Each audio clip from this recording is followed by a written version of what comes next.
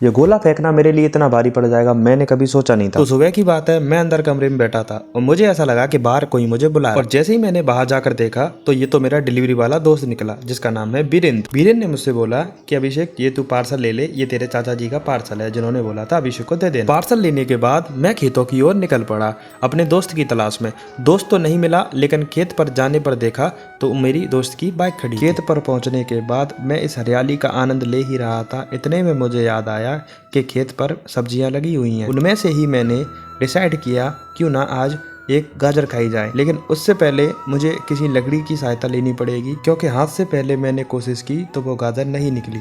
थोड़ी देर परिश्रम करने के बाद मैंने आखिरकार उसे निकाल ही लिया, लेकिन निकालते समय मेरे थोड़े से कपड़े गंदे हो गए थे, जो एक आम बात है। जो लोग शहर में रहते हैं वो इस लाइफ को मिस करते हैं, लेकिन जो गांव में रहते हैं उन लोगों के लिए तो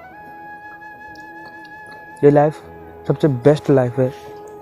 इतनी ही देर में मेरा दोस्त रवि भैंस के लिए चारा लेकर आ गया और उसने मेरे से पूछा कि तू कितनी देर का खड़ा है। तो मैंने बताया मुझे बहुत समय हो गया है, इतनी देर में मैंने यहाँ से एक गाजर तोड़ के खा ली। थोड़ी देर बातचीत करने के बाद मैंने रवि से बोला चलो घर के लिए चलते हैं, और हम लोग घर के लिए निकल आए। गाँव पहुँचने के बाद देखा तो बहुत सारे लोग खड़े हैं। कार्ड जानने के लिए पास पहुँचा, पता चला कि सब लोग बारी बारी से गोला फेंक रहे हैं और इस प्रकार की कोई गतिविधि हो और मैं भाग ना लूं, ऐसा कभी हो सकता है? तो मैंने भी गोला फेंक दिया और ऐसा गोला फेंका जो किसी ने नहीं फेंका।